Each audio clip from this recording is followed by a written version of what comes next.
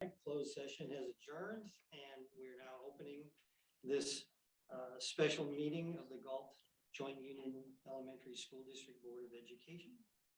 So will everybody please rise and join us in the flag salute? Salute pledge. I pledge allegiance to the flag of the United States of America and to the republic for which it stands, one nation, under God, indivisible, with liberty and justice for all.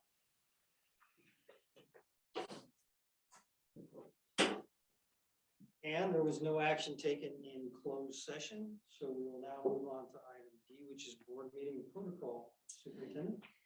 Thank you, Mr. Silver. So our session tonight, the meeting is being recorded and the meeting is open to the public. We are being broadcast live through Zoom teleconference. Public comments are 3 minutes per agenda item, and the board shall limit the total time for public comment for each agenda item to 20 minutes. With board consent, the board president may increase or decrease the time allowed for public comment. To make a public comment via Zoom teleconference, notify the board meeting assistant through the chat box feature in Zoom.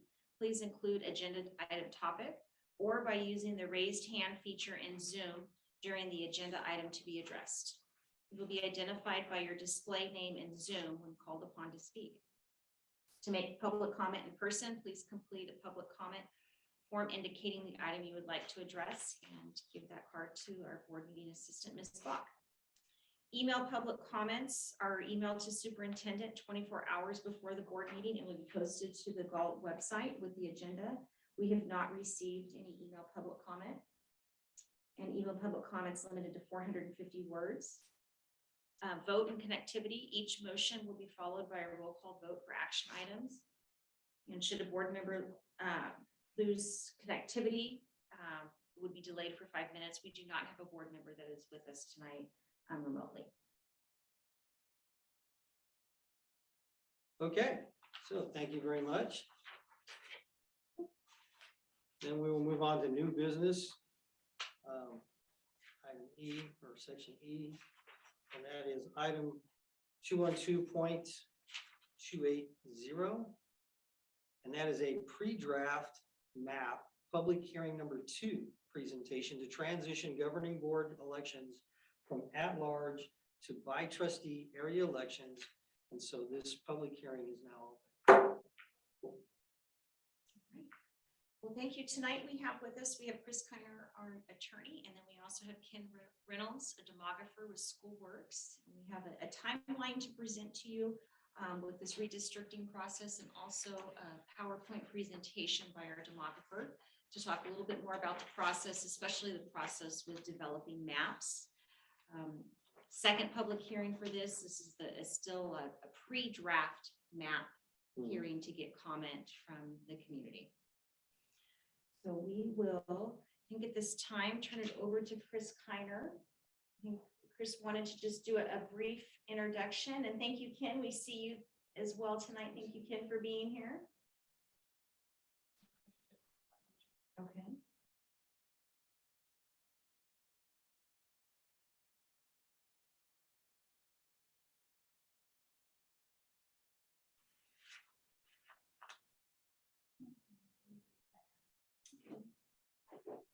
There we go. Hopefully I was promoted to panelist. Now I'm here. He's on.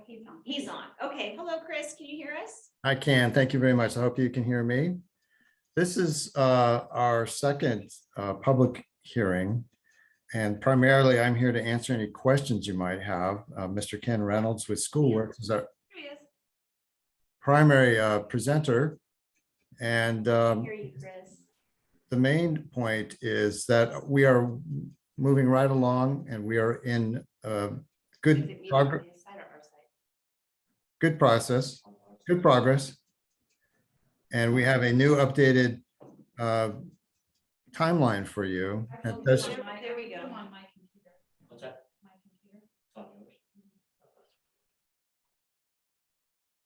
Can you hear him on yours? Am I on? Yes. Oh, Now. thank you very much. Okay. So I'm here to primarily answer any questions that you might have. Mr. Ken Reynolds from Schoolworks is our primary presenter. He is the demographer and is working on the maps. The maps will be coming back to you after this meeting. This is our second public input session. The primary change we have is we've worked hard on the getting things done. And as you can see by the timeline, it does appear very possible that we'd be able to finish the process by June 8th and get the permissions from the other public agencies that need to sign off. So we are moving right along, and time-wise, it looks good. With that, if there are no questions, I'll hand off to Mr. Reynolds, but do you have any questions from council? Okay. Mr. Reynolds. All right, good evening. And I do have a quick PowerPoint to share with you this evening. And so let me bring that up real quick. All right. And so tonight, again, we're just going to go through a few slides to talk about the process that we'll be doing to create some maps. Again, as you've probably already been made aware, the goal will be to create equal populations for each of the trustee areas to create more fair elections. Ed Code 5019.5 is what most of the other districts around you and throughout the state have been going through with a new census release. And basically that outlines that every 10 years with the new census, we have to make sure and rebalance the population. And so we're just really starting that whole process where we create trustee areas, but 10 years from now, you'll come back and make any adjustments needed to keep the population balanced. And so here are some of the basic guidelines for creating boundaries, trustee areas. Obviously, we look at topography and geography, trying to keep cohesive, contiguous, and compact boundaries are always a goal. And then, of course, keeping in mind the communities of interest within the trustee areas, within the school district. So again, the overriding goal, though, is we do have to create equal total population for each of the trustee areas. And of course, the other important thing to realize is that the trustee areas are created by combining census blocks. The census blocks are the source of our data from the census that provide us all the demographics in terms of total population, 18 and over population, along with all of the demographics in terms of race and ethnicity for the population. And so again, you've been updated on our timeline. We're just finishing up the pre-map public hearings. So we look forward to any comments from the public and from the board as we get ready to start drawing some maps for you. And then once we create some maps, we'll have 3 more public hearings to provide input, and that will allow us to make any adjustments to those maps as needed to respond to the input we receive. And then finally, once the board does approve a map, it has to go to the county committee for review and approval also. And so this basically is an illustration for you that shows how census blocks are created. And so this comes directly from the census. And so when you look into denser part of town, a census block typically represents a block. But obviously with a lot of geographic rural areas, they're not always straight lines. And so we will sometimes see some interesting shapes as we try to create trustee areas, because again, we have to follow the geographies created by the census blocks. So it just gives you an overview of some of the ways that the blocks were created by the census. And they did use a computerized modeling system this year when they created census blocks. So it did create some interesting geographies that we've noticed working with districts throughout the state. And then I did just want to share with you the information about your school district. Your district is made up of 486 census blocks, and those reside within 11 different census tracts.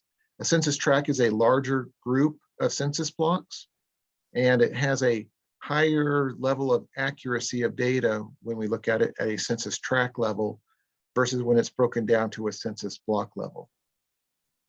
And the total population as of the 2020 census was 31,001. So that's the total population within your district boundaries.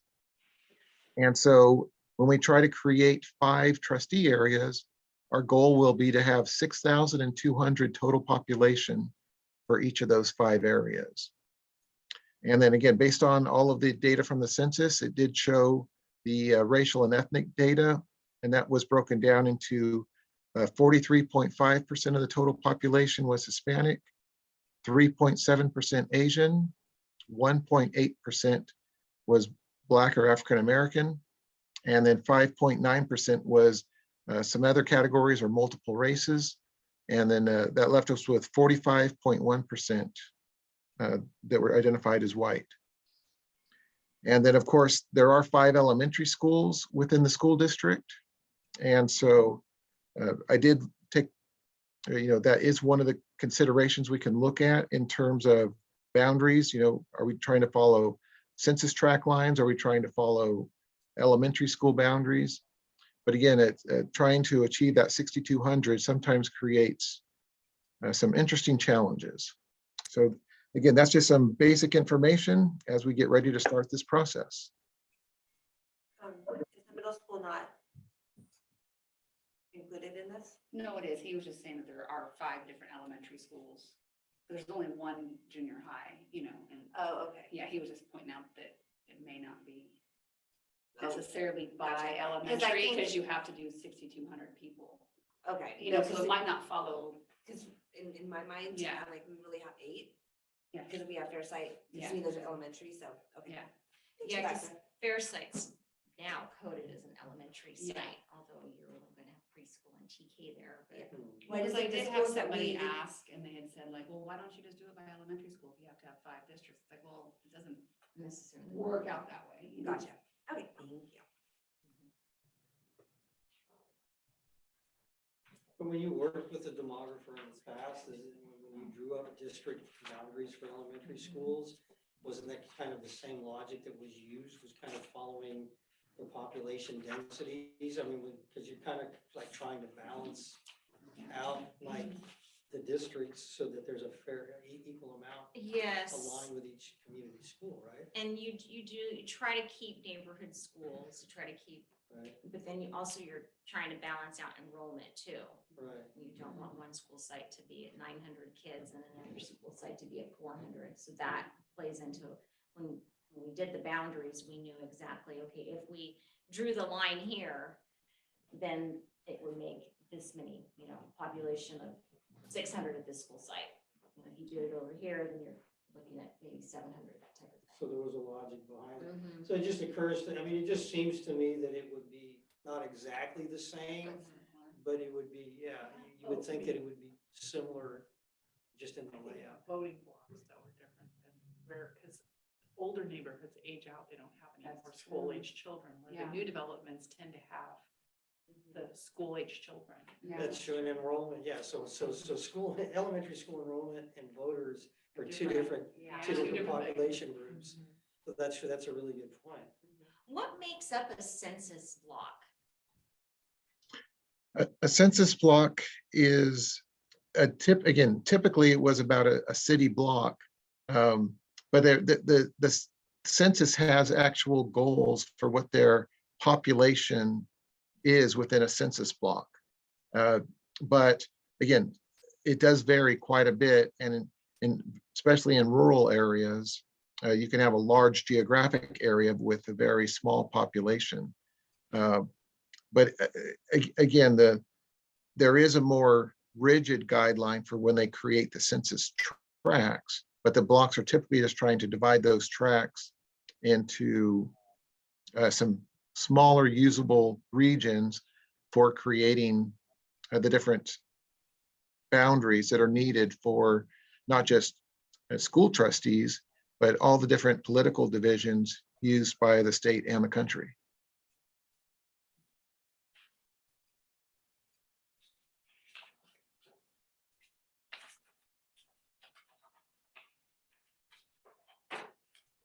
And I think one of the things you pointed out when we had talked on one of our calls is ideally you would want the 5 trustee areas to be about 6,200. And I think you can deviate, you said by 10%.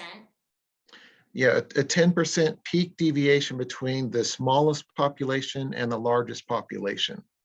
And so typically, if any one trustee area gets more than about 5% away from that ideal population of 6,200, it can create some challenges to create a valid map. Thank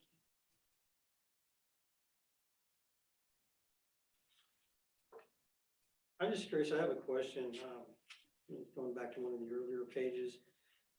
Just the item where it says, that the county committee holds a public hearing to review and approve the map. In your experience, what sort of things would cause a county committee to reject maps? I mean, what are some of the problems, that maybe districts encounter or mistakes that have been made when developing their maps that would cause a county to reject them? I've never had a situation where a county committee rejected one of our maps. Okay, So- that answers that question. Yeah, and I would agree with that. We haven't had any rejections at the county committee level, mostly because so much time is put into it beforehand to make sure that we've met all the targets and met also community input.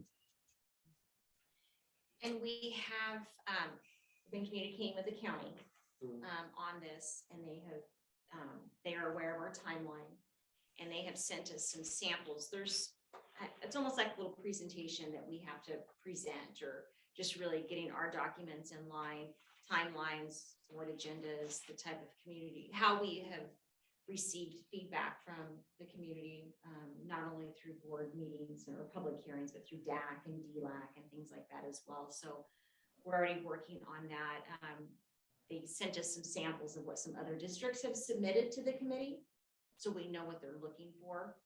Okay. So we're starting to compile all of I guess really the evidence that we have followed these steps. We've had the appropriate amount of meetings. We have taken public comment, that type of thing. So Yes, they are aware that they know our timeline, and they're helping us be prepared for a committee approval too. yes, as we've said, basically, it's the county committees are more concerned about the process than the outcome. Okay, that makes sense. I have a question that I'm trying to figure out how to word. So when you are looking at to do the 5 different areas, do you also look at how many households from that area vote? Do you look at those statistics? No, it's based on total population. We show adult age population and we show citizen voting age population in all the statistics, but it is not to balance the number of voters within each district. It is the total population. Oh, okay. Oh, I thought they had to, it was the voting I thought it was the population. voting age. Yeah, well, yeah, because the reason, this was brought up, like if, there's, just in the older area, of town, there's the older population that might not have children in elementary school, might not even want to vote, for an elementary board. Whereas, so you're gonna get a lower population of voting, possibly, or, if there's like a low vote in general area of town. Whereas in other developments that closer to elementary schools where there's more, children and households that have children, we're gonna have a higher percentage of votes. Right, and that's why we do share all those additional statistics. It's not the guiding principle, but it will help you make a good, better decision as to which of the various maps that we will create. You may like one better because it is more balanced in terms of those other statistics. Okay. I know does one Or work for the balanced voting voting registrar? population versus total population. Well, I know someone who works for the voting registrar. I might ask her, like, kind of, hey, do you guys keep track of? Well, and you, like, you've seen their developments and they may not want to. So, and did I miss that? How many total different maps do you normally develop? Three close. I believe it's Well, no, three, is three. that right? Would it be three, how many different maps will we look at? We will create however many maps are needed to get through the process, but we're Oh, okay. Okay. planning to start with probably around 3 Okay. Okay. and then make adjustments or come up with new ideas after those are revealed. Okay. Makes sense. Right. I mean, we're definitely looking for input. We have multiple maps for your review. We're also going to meet with the superintendent and whatever staff she would like to be there to get feedback and make sure that the line is not drawn right through the wrong place or an unfair place. But overall, it's the one person, one vote, trying to get to 6,200 plus or minus in a trustee area. But it's not here it is, take it or leave it at all. We're looking for community input, board input, staff input. That makes sense. And so with the timeline, I can just speak a little bit to the timeline. We would be posting the first draft of maps on March 16th. We have to post it 7 days prior to the public hearing. And so we'll post that on our website on the 16th, and then our regular board meeting is March 23rd. And that would be our first study session to discuss the maps with the public. And then our second study session would be our regular April board meeting, April 27th, for the second public hearing. And then we have a special board meeting in May. And I believe, did we set a date for that one? We did. Okay, May 9th. So we did set a date for that. So So May 10th. Oh, is that May 10th? It's the Tuesday. The Tuesday or Thursday. I think the Tuesday is the 10th. I think you're right. You're right. They're all running in together. So I think we have confirmation that we will hold this special board meeting on May 10th. Mhm. And that would be our third hearing, and we can potentially adopt maps at that meeting. And then that gives us between May 10th and then the beginning of June to have the committee adopt.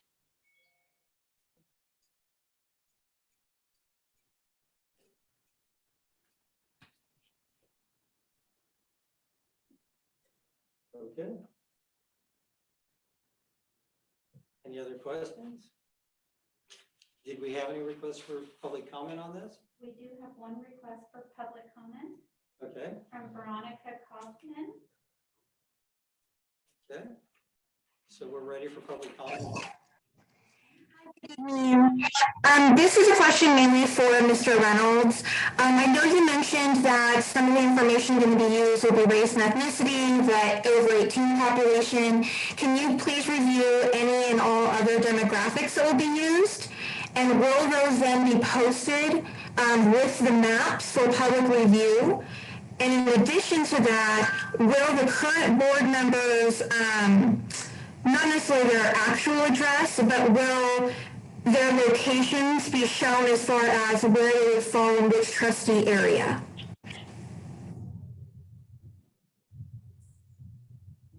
So, yeah, when we present maps and when they're posted to the district's website, it will show the 5 different trustee areas. It will show the demographics for each trustee area along with the total district, for the total population, for the 18 and over population, and for the citizen voting age population. Those 3 separate groups of data are all broken down by racial and ethnic data. And so there's a lot of details that will be shared. Okay, are there topics that are used such as registered voter affiliation, Democrat, Republican, religious affiliation, economic levels, anything of that sort? No, we do not use that data in our particular service where we're doing trustee boundaries for schools. And the speaker also asked about current board members and where they reside, and that would not be included either, as I understand it. Yeah, we typically will not show that on the map, but obviously we'll identify which areas would be represented by which trustees. We could do that. Yeah, that's what I'm looking for, because if this is adopted prior to our November election and cleared, then we would need to know which 3 areas are going to be up for election. So who would be able to run and who would be able to vote? Correct. The election cycling will also be identified. Okay, thank you. And by election cycling, Mr. Reynolds, means that they're not all 5 board members are up at any time. Whoever was on the board, their term expired in 2024, they stay on the board. And it may well be that board members whose terms expire in 2022 are in a board district where they choose to run, but it's not all 5 board members. I don't know if that was your question, but it might have been. Okay. And do we have any other requests for public comment? There are no more requests for public comment, Mr. Silva. Okay, then I think we can close this hearing at this point. So that closes the hearing on other item 212.280. Thank you, Mr. Reynolds. Thank you, Mr. Kiner. Thank you. Good night. Item F, was there any requests for public comments, topics not on the agenda? No, there were no requests for public comment on items not on the agenda. Okay, pending agenda items remain the same. So in that case, this meeting is hereby adjourned.